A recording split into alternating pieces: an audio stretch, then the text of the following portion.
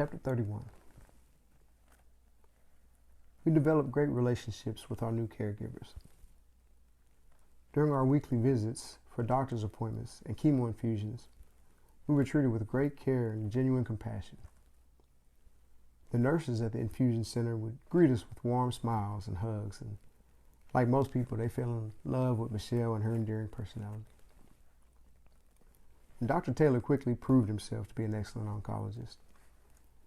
He was up to date on all of the latest research being conducted, and I know because I was up to date on it. The treatment options that were available and trials that we were qualified for and considered. He knew all of them. And I tested him. I checked. I asked him about stuff. I made sure that, he knew what he was talking about, and he did. He did.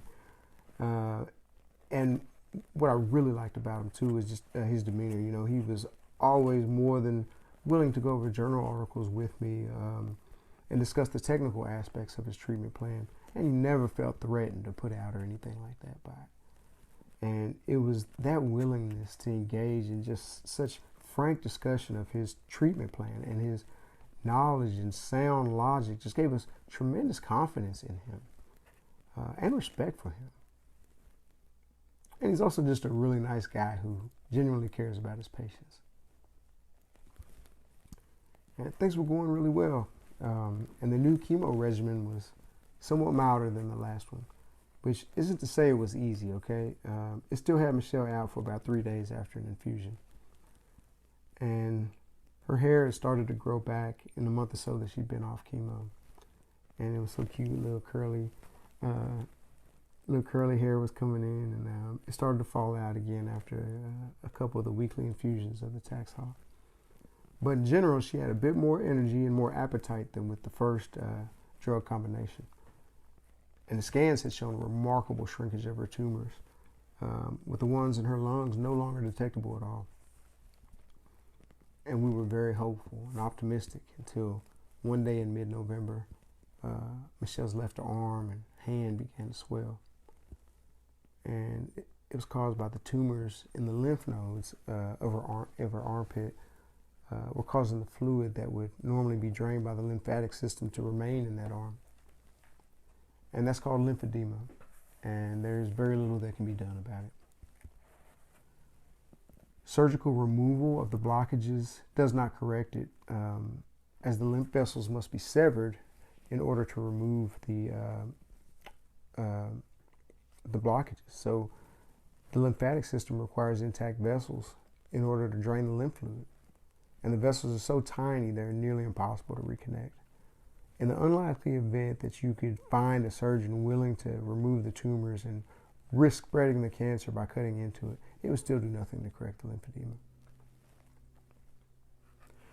We were connected with a lymphedema clinic and given a compression device and compression sleeves and taught how to use massage and wraps to minimize the swelling. It slowly progressed anyhow. And it became more and more painful for Michelle. And I'd massage it, and there's a specific way you have to do it. You can't just, go into it. There's just rubbing. And I do that for hours and hours, and we get, little minimal results. And then as soon as you stop, you just lose those results within minutes. And eventually her left arm became so painful to move that Michelle, she couldn't stand to have it worked on for very long. And we were both just so frustrated that nothing was working and worried that there didn't seem to be any effective treatment options. And one day on the verge of tears, she held out her swollen arm and hand in front of her. She said, "Baby, this scares me." And I can still see the look on her face. It breaks me in half. My baby was afraid. And it still destroys me.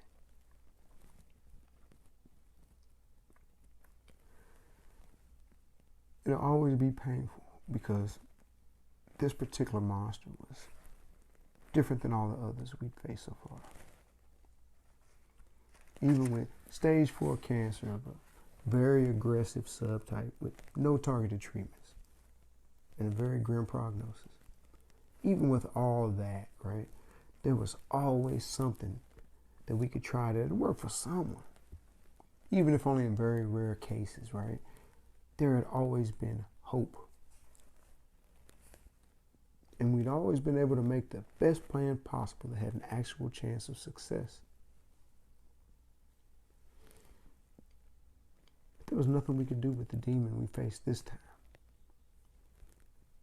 There's no cure for lymphedema. And it usually doesn't go away or get better.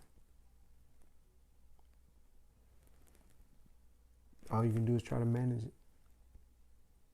And we tried every management option, and none of them worked. None of them. My wife was afraid. And I could only hold her and say, I know, baby, I know.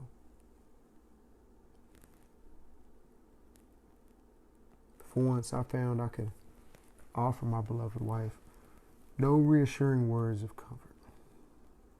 No plan offering a chance of successful treatment. And for the very first time, I was truly afraid.